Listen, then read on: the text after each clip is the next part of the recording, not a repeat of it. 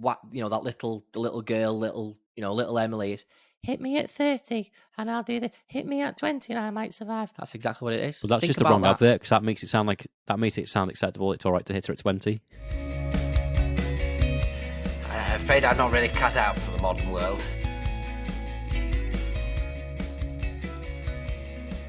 Hello everybody and welcome back to another episode of Modern World, where me and Ross just moan about the world. That's, we hate everybody. We don't like anything on this planet apart from each other and certain other things that bring us the slightest bit of joy in this world. And we like to share that with you, our lovely listeners. Ross, again, should we do the whole podcast thing? How have you been? How's your week been? What's in you? It's just a bit of face lie. Do you know what, though, I think is up for discussion? I'm quite liking 4-day weeks and 3-day weekends. It's been good, haven't they? I can see why they've been trialled. We've had 2 on the run, then we've got 1 not, and then 1 on again. Sign me up. I can see why people want to do it. Sign me up, I'm happy with them. Do you think you are more productive with a 4-day week? Yeah, I think because you're cramming in 5 into 4, obviously. But mentally, I'm having that break and I'm going, yeah, sound, got a Monday off, or if it was switched up, oh yeah, we've got the Friday off and then back in Monday. Yeah, absolutely. Sign me up permanently for them. I'll have that. Sometimes you get to Sunday evening and you go, where's the weekend gone? Why do weekends go so much quicker than the week? And obviously, there's more days, but it's just like you don't get to like Tuesday and go, oh my God, it's Tuesday evening already. Just like, oh, it's Tuesday. Yeah, no, it's absolutely true, mate. So let's push for a 4-day week permanently. Whoever's making those decisions, make the decision. So anyway, guess what we're talking about today, mate? We're going to be talking about driving. And driving it's like what you made the title of this podcast, Driving Me Insane. Before we get into the driving episode, move forward without talking about our social media pet peeves of the week. So what have you got for me this week, mate? Well, I've got 3, and two of them are kind of roll into one. So first one I've called panning. So panning is that anyone who's on holiday and on a fucking balcony. Yes. For podcast listeners, I just moved from left to right and just held a pretend phone in my hand, even the one right next to me. Yes. And then to combine with that, it's that Kanye West, good morning. I get it. You're on holiday. It's fine. Just do something different. Do something new. I get you're on holiday. It's fine. It looks great. You've got a great view. You got a better view than I've got looking outside my window. It's fine. But stop doing the same thing that everyone else is doing and using the same song that everyone else is doing. When I had Instagram, I used to have like videos or images and I put like a funny, relatable song with them because I thought that was entertaining and quite funny. And so did other people. But it's just like, I get it, you're on holiday. The old balconies look the same. Yeah, it's fine. I've seen a sunset. I've seen a swimming pool. Like, I've been on holiday before myself. It's fine. I know you're on holiday because you keep telling me. I saw the drink in the airport. I saw the flight. I saw they wouldn't be rude not to. That's the thing, innit? It's that tagline of I've had worse Mondays and the panning. Yeah. My Tuesday's automatically better than yours because I'm panning. I've seen that a lot recently. And then the other one was like in inverted commas, targeted adverts, right? So I know how some of them work, but I'm not sure how others do. But I'm constantly inundated with companies that are producing clothing, and it's just like, do you wear like skin tight t-shirts? We make these other ones, and they're really baggy, and people don't think that you're overweight. So there's overweight clothing that's trying to make me kind of look slimmer than I normally am. Hair replacement products and hair filler and whatnot. I had one the other day that was telling me to check my prostate, and it's like, I know what category I fit into because of my age, but I don't need you to repeatedly tell me what I need to do. I'm not asked for these things. If I want the answers to something, I'll Google it. It'll be fine. I don't need to be reminded that I'm old, I'm getting fat, I'm losing my hair, and I need to have a finger up my backside. I know it's good for my health. I know it'd be good for prosperity. I know it might save my life. I know. Don't need to be told. Absolutely not. And this is the whole world of accepting cookies on a website, and when you put your information in and stuff like that, and it's convenient to click the accept all button because it's quicker than saying no to everything. And yeah, it's annoying, isn't it? Because you just get to the point where you're going, I mean, back when I was 21 and I used to get emails to say, do you have erection problems and would you like to make your manhood bigger and stuff like that? I used to think they were hilarious. Now I'm going, I might not actually be that far from those problems. Yeah. I think it's called Newman or Newman or something. I don't know how you pronounce it. And they have adverts, and their advert slots are in between games of football. And I get that there's a world, a mass target audience there, and obviously people that are of a specific age that are watching a certain thing. But I expect it on TV because it's like, that's what it's for. I don't need adverts on an Instagram feed or a Twitter feed to say, hey, you should be doing this, and are you doing that? And just like, oh, what's the other one I keep seeing is have you owned a diesel car between 2010 and 2020? And it's like it's the new PPI. And you're just like, no, no, I haven't. It's fine. Just leave me alone. And I completely agree with you on it, because I'm just sick to death of like being recommended stuff, and then again, it's the whole microphone situation, isn't it? You know, you allow your phone access to your microphone, and I swear to God, they're listening, because you can talk about something, and then all of a sudden, Amazon's recommending it to you, and you're like, I've just been talking about that 10 minutes ago to my mate or my wife, and all of a sudden, I'm being recommended that product. It's not a coincidence. Yeah. I also find that a bit mad of like, you know, people are concerned about those things, but people like to say like, oh, they can get into your camera, they can watch it, and it's like, mate, you're a taxi driver in like Liverpool. There's literally no one in government official is interested in you or your life. You're not that special. But also like in terms of marketing and selling and whatever else, what's the next stage of that? You know, the next stage of AI or kind of the working thing is like, oh, I'll just sit down in my chair, I'll put a headset on, I'll plug myself something in the back of my head, and then that'll be me in work. Then I'll be in the Matrix. But then you're just gonna have like adverts coming across your eyeballs, and you just like wink at something, and it's like, you've just bought yourself a such and such. Yeah. You're like, I didn't add something in my eye. Yeah, Jay, why is there 20 kilos of KY jelly at the front door? Do you know? Just no, I agree with those, mate. And again, my one is related to it in a way. And what I can't stand on social media is copy and paste chain statuses on Facebook. You'll see a big status from someone, and you're reading it at first, and you're going, "Oh my God, I hope they're okay." And then the longer you read it, you go, this is a chain thing. This didn't happen to them. And then the last sentence is, I bet none of my friends will do this. Copy and paste and put it as your status, and then they do it. And then it's really annoying, because then you've got idiots underneath going, done that for you, mate, done that. And when they do those things as well, and then underneath you've got the copy and paste instructions, hold your finger down and it will come up saying copy. Ugh. Hold your finger anywhere where the white screen is, and then click paste. We know how to copy and paste. You don't need to tell us that. You don't need to share the chain thing anyway. And no, Facebook is not going to start charging you if you don't put this as your status for the next 50 years and all that sort. Like, seriously, get a grip, sod off. And I include with the chain ones is, don't scroll past this without liking, otherwise your luck will be crap for the next 10 years. Yeah. Or there's a child with a sign saying, I need 1 million likes or 1 million prayers or 1 million shares for all that crap, and just do one. Go away. One like equals 1 million shares. So there's two things to unravel from that. One, as you were talking, reminded me of this was very kind of pandemic led. Was like, tag 5 footballers or show 5 photos of footballers that inspired you when you were young and all that kind of stuff. It was like, we've been Facebook friends for 10 years. Not once have you asked me who my favourite footballer is and who inspired me. Why the fuck are you asking me now? You don't care. And it was just one of those things of like, why don't you just text me and ask me if let's have a conversation about it? But it's like, well, let's be seen to be doing something. Keep the chain going. No, I don't want to interact with you. I haven't done it. Like, not once have you ever asked me. So you clearly don't care.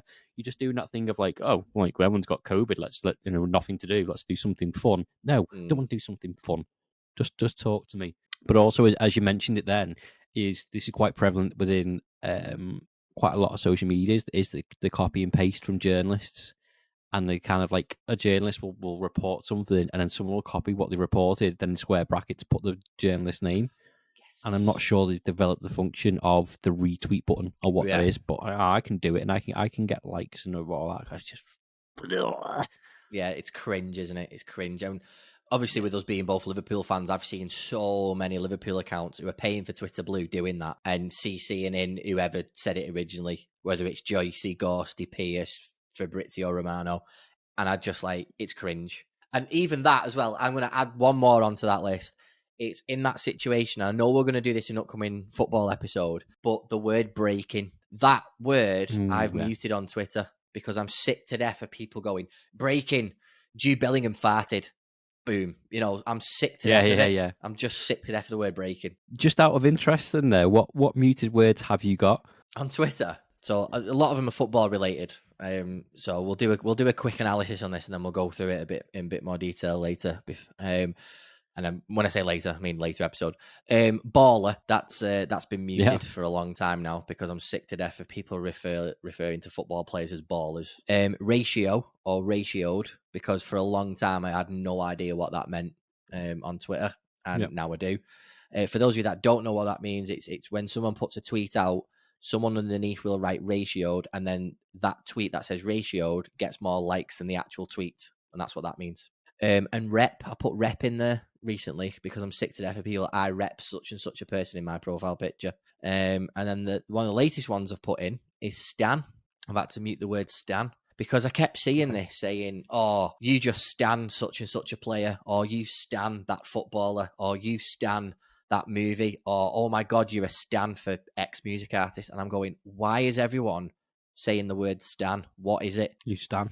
I'm like, who is Stan? Are we on about Stan Collymore here? No, we're not, actually.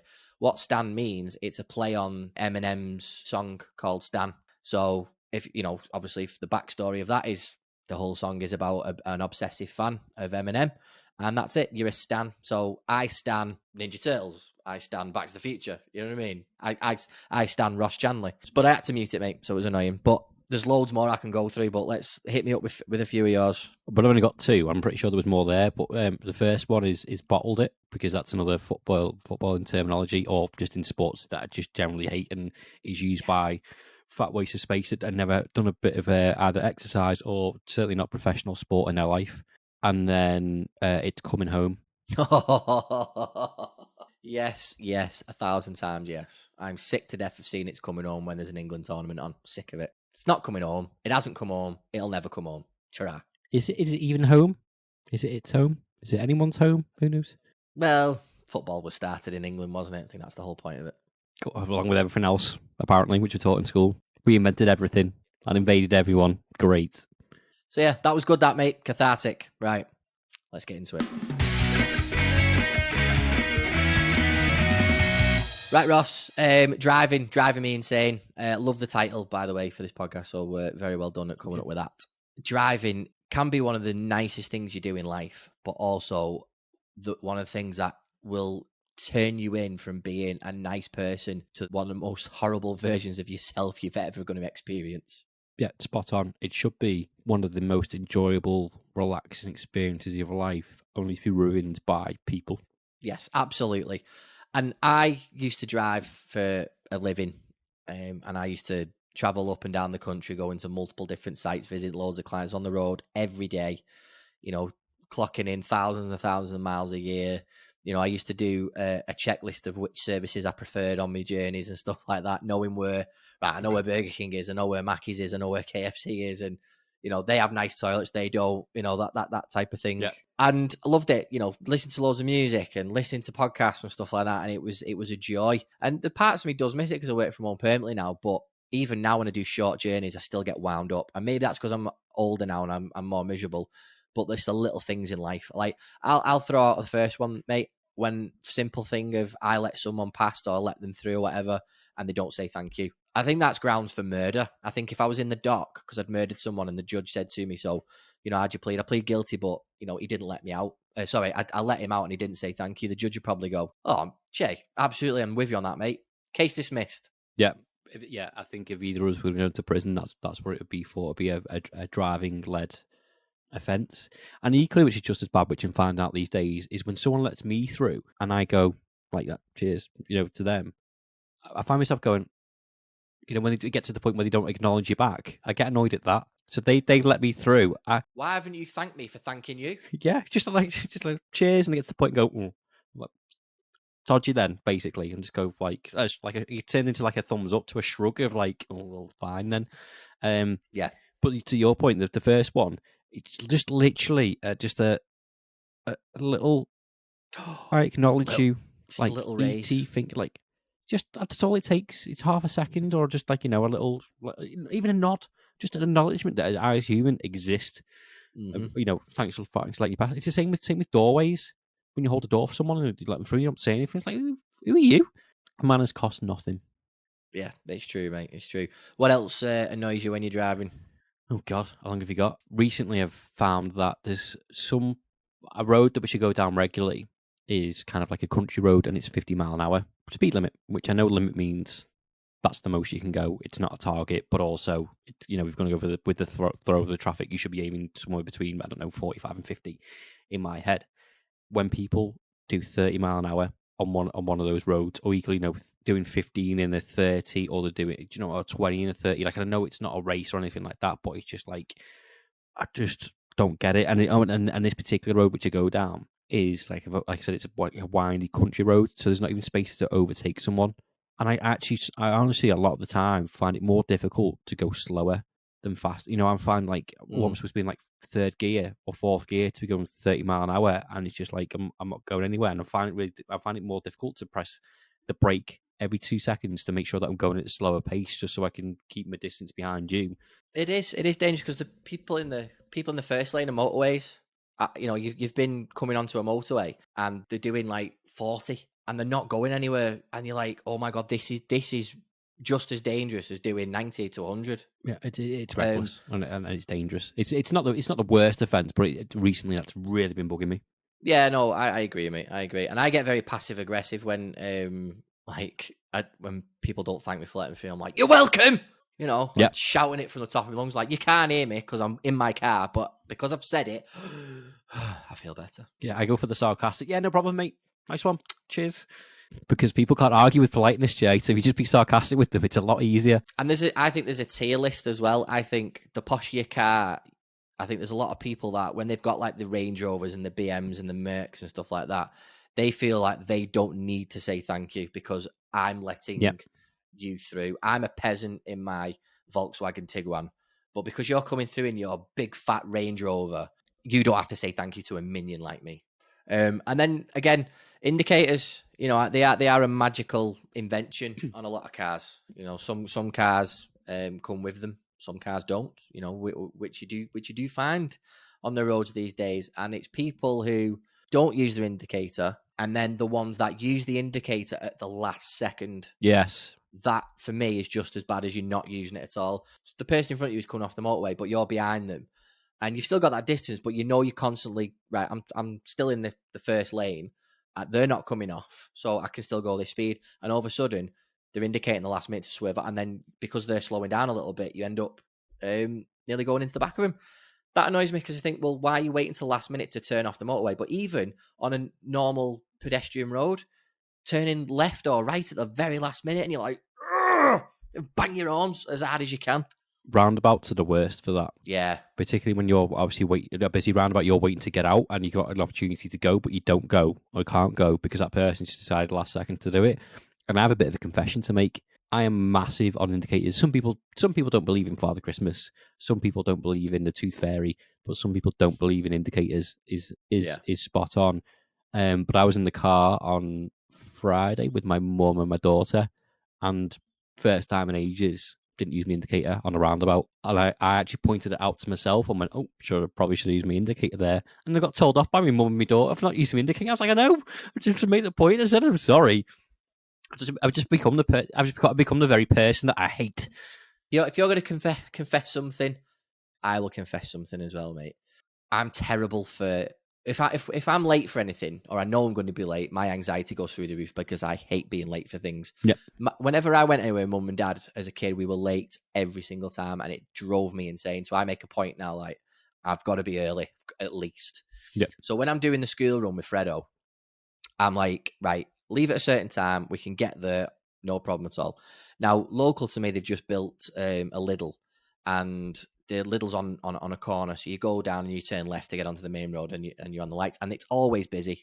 Now, I always try and leave in plenty of time, but as you know, trying to leave the house with a child is challenging in its own right. Mm-hmm. So you can try and be on time, but you know damn well, it's like, where's your shoes? I don't know where my shoes are. When's the last time you see them? On my feet. And you're like, oh my God, Freddie, where's your shoes? I don't know. Can I take a toy with me? No, mate, we're late. Come on, we've got to go. And it's just like, yeah, most times he's good though, but it's funny.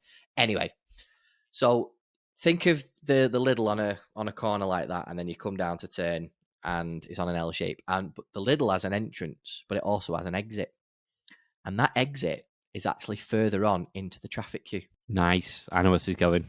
There was an opportunity once where the queue went all the way around the corner, and I was on the cusp of the entrance to Lidl, and Lidl car park was empty, and we just stopped for another set of traffic lights. So I thought, right, I'm not going to get through on the next two traffic light turns. I thought it's not going to happen. I just went into the little car park, went round the corner, pulled out, and just waited my turn to come out. And I was, instead of being 12 cars behind the lights, I was 3. And then I got through and went through. And I wouldn't do it normally, but I was late and I was like, right, well, I can't. Oh, I would. 100% would do it every time.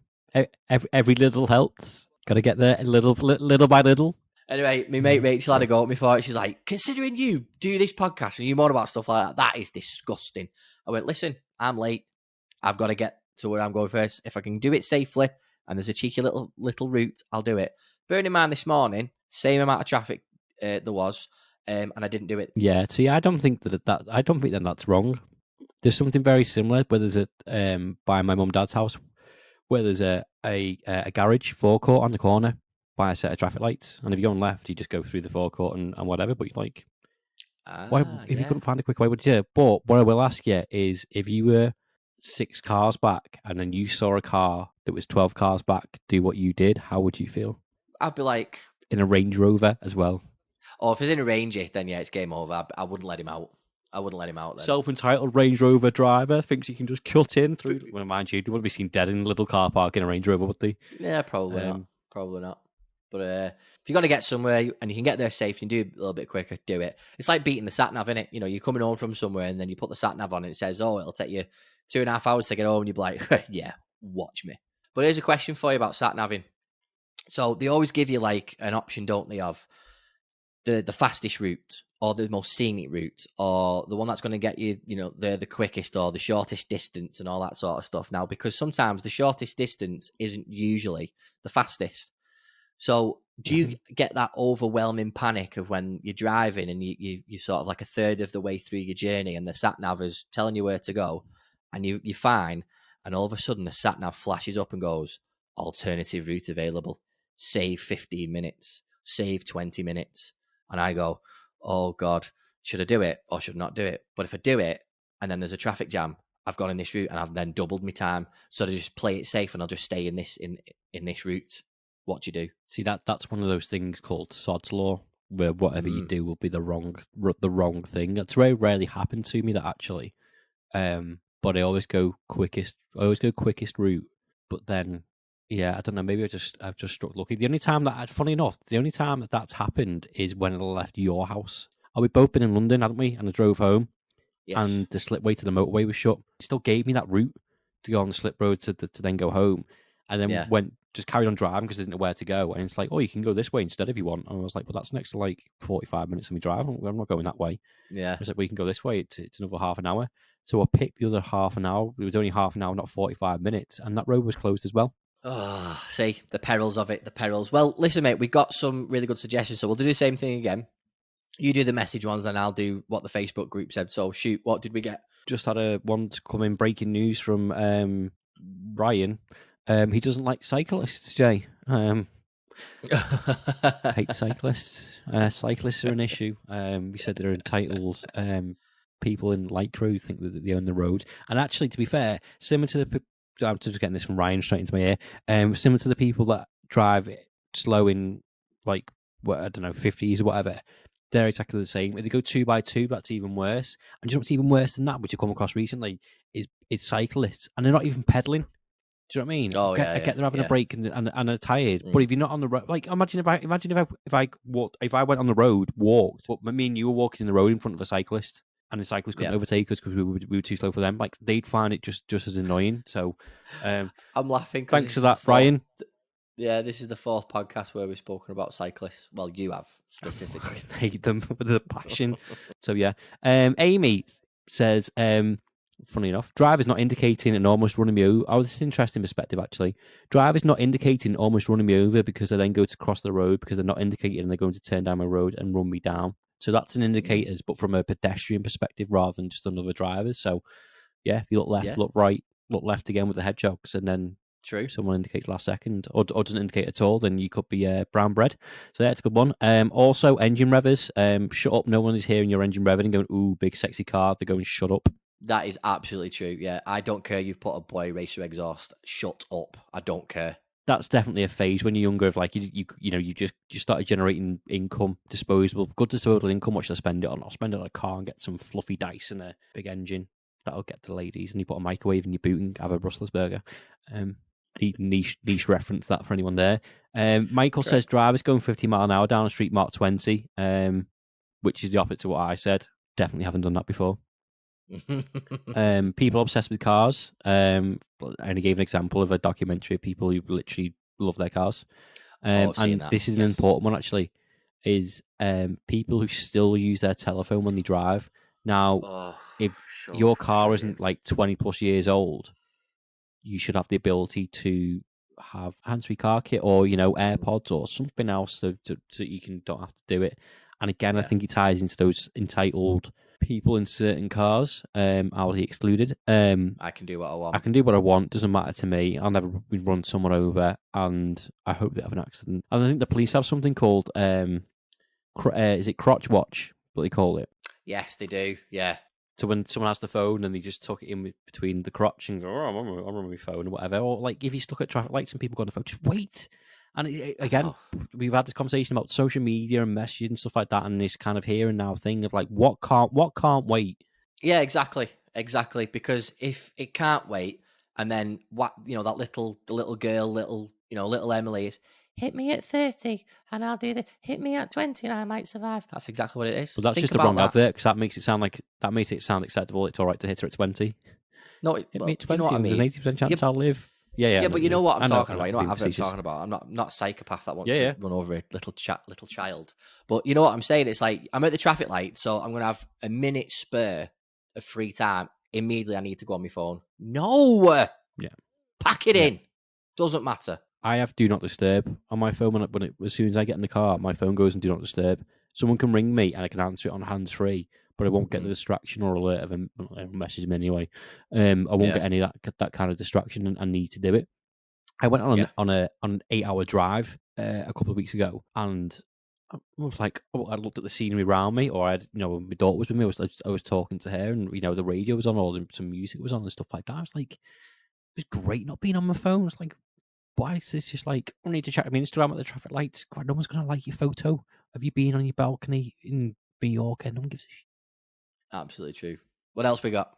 Controversially, Amelia says when pedestrians walk out in the road and I nearly run them over. So either Amelia is annoyed rightly at pedestrians or Amelia doesn't indicate.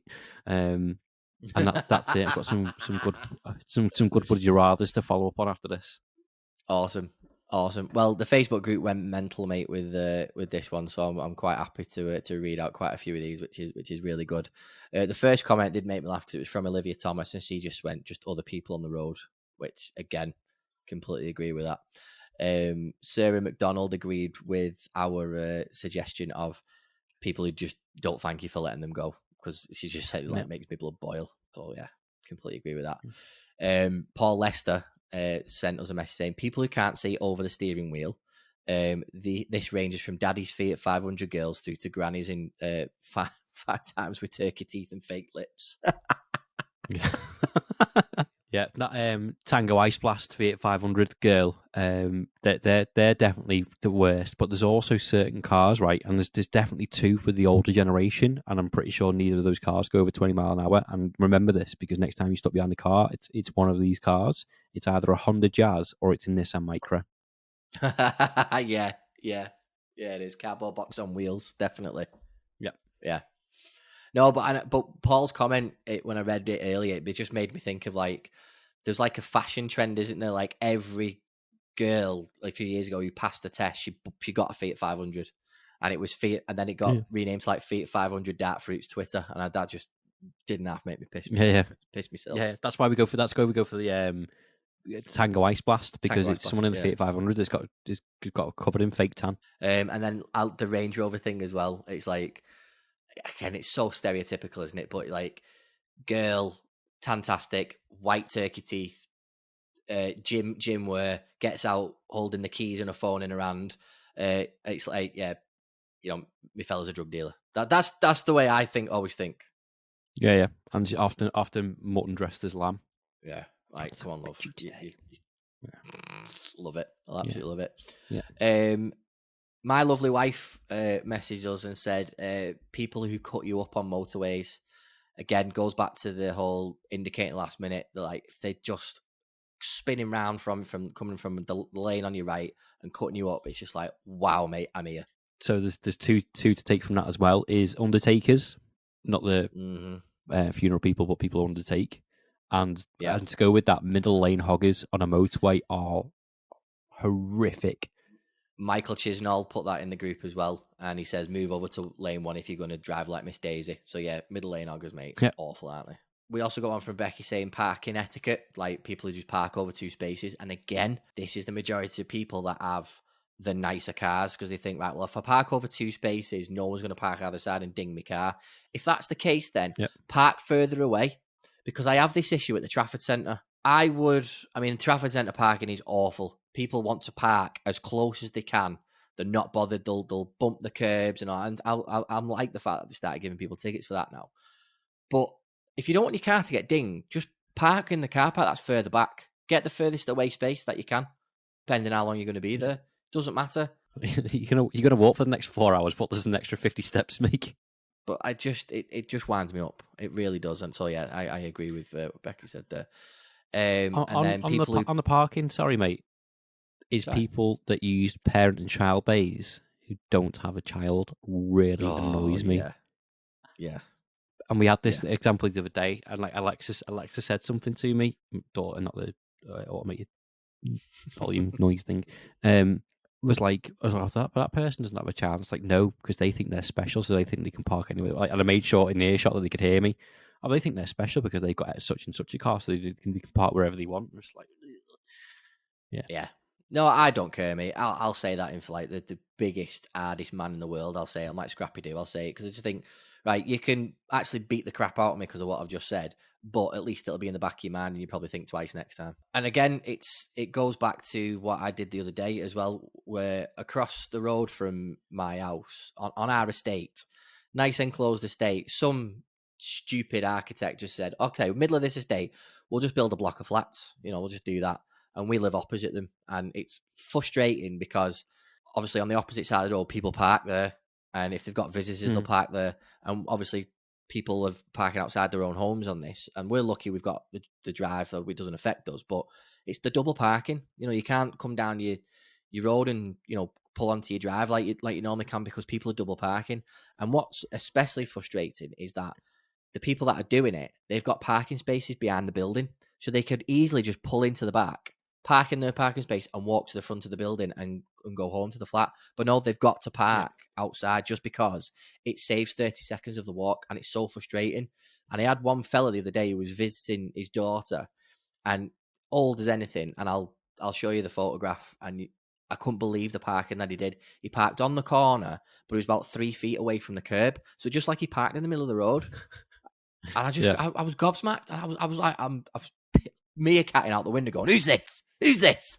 And I'm looking going, who is it? Because I'm going to say something. And he didn't no one. I was like, right. And we were going the match, and the lads pulled up on the drive and like, who's that? I went, not a clue. So I got a piece of paper and I wrote on it saying, if you plan on parking here again, can you please be a bit more considerate and actually park either behind the building or actually on the curb? And plonked it on his windscreen. And luckily we were gone before he come back. But yeah, I still did it. Nice. I would have given him a number for a taxi service so he could get a taxi to the curb. Sorry, mate, seeing you having a bit of trouble. Here's the number for a taxi company so you can get a taxi to the curb. It's school runs are notorious for that as well. Yeah, just a free for all. It happened on Friday where I was like, say the school's on like on this road, but you have to turn left.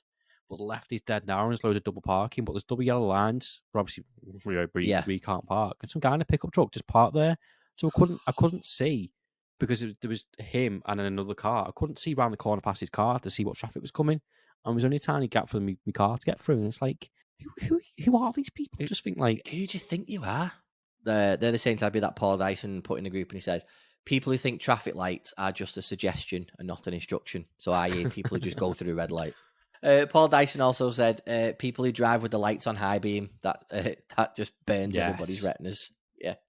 Daniel Bishop has said, when you're doing 70 in the middle lane, overtaking people doing 50 and 60 in the first lane, and some weapon drives up your backside, then swerves out into the third lane past you, then cuts you up and goes straight across into the first lane like they're a good driver.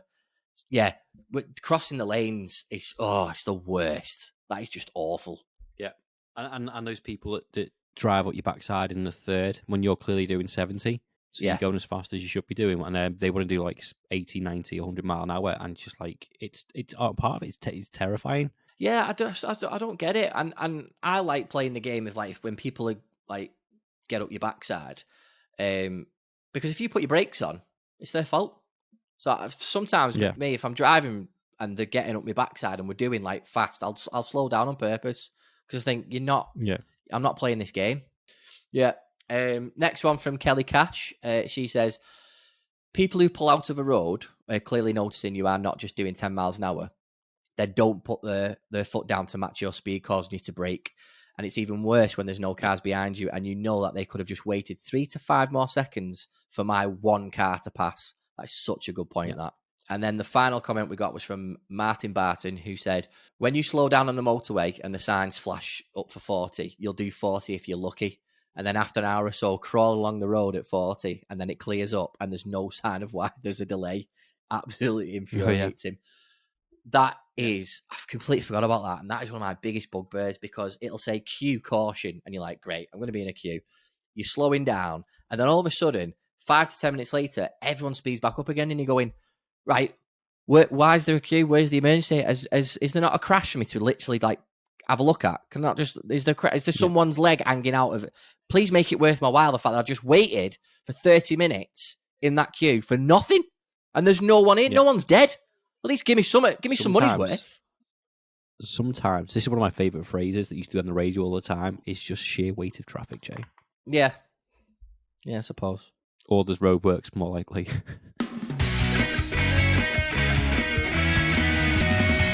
Okay, buddy, it's Would You Rather time. We're going to do speed round because we've done a long podcast today. Would you rather drive miles with a beach view or a mountain view? Ooh, mountain view. Would you rather get stuck in traffic late at night or leave an hour later than you wanted to? Oh, I have to think about this a minute. An hour later than you wanted to doesn't necessarily mean that you'd be late to the place that you're going to. It just means you left an hour later. I'll leave an hour later then. Would you rather wash the car yourself or change a tyre yourself? Wash the car myself. Yeah, it's easy, that one. I like washing, therapeutic. Would you rather sit in the back of the car and pick the music or drive and listen to rubbish music? Oh, God. I think this actually said meh music, and I changed it because I knew that it annoyed me and it would annoy you. Yeah, it would annoy me. I don't know. I think I'd just rather drive because I can zone out. Would you rather drive somewhere in record time or get the best parking spot available? It's catch-22. If I drive somewhere in record time, I've got there earlier, so I might get a good spot anyway. And if I don't, I can just be at the back. But I'll probably say get the best parking spot possible. Would you rather be the only one in your friends group with a car or be the friend who always asks for a ride? Oh, I'd rather be the only one in the friend group with a car. But then they'd always be asking you for a lift to the places. Well, do you know what? I think my group of lads, when we go to the footy sometimes, like I usually do the driving anyway for the Champions League game, so I don't mind. But also as well, if you are the only one in your friend group with a car, you call the shots. So you leave when I say we're leaving. But you also can't have any shots. Yeah. Saying that though, we used to work in a place that was kind of like half an hour away from the town which like 4 or 5 of us lived, and I had the car and no one else drove, so I had to go and like pick people up and drop them off. So I was first leave the house, I'd have to sit and wait for them to like come to the car, which really honestly got to stress me out to death. And then they'd all be like messing around at the end of the night, and then I'd have to drop them off and I get like last home. So like I'm paying for everyone's petrol to get to work. I'm leaving first, waiting for them, and then dropping them off. Yeah. Anyway, would you rather hit every green light or never have to merge / change lane? Ooh. So maybe you just got on a motorway and just went places. Yeah. Never have to merge or change lanes. I don't mind being at a red light. It's not that long, but yeah, merge and change lanes definitely. And finally, would you rather be stuck in traffic or no traffic, but there's a screaming baby in the backseat? Oh, stuck in traffic. Stuck in traffic. Yeah. Oh, yeah, yes, definitely. This week's definitely. Would you rather? Well, at least we've established on this podcast that we hate every other driver that's on the road. We're very respectful to our fellow drivers on the road. Apart from if I'm late, I'm going to cut through Lidl and I'm going to escape. But yeah. And Ryan, doesn't like cyclists. Again, Ryan's a regular contributor with the cyclist thing as well. So nice to have Ryan back. Yeah. Mate, brilliant episode once again. Thank you very much for the pleasure of your company for this episode. And again, And you. a pleasure for everyone who's been tuning in. Again, feedback's been brilliant. The numbers are great, and we're glad that everyone is enjoying the podcast. So if you want more from us, head over to newthinking.com. Loads of great content on there. And yeah, we'll have another great episode of Modern World next time. And on that note, we will see you next time. Bye-bye.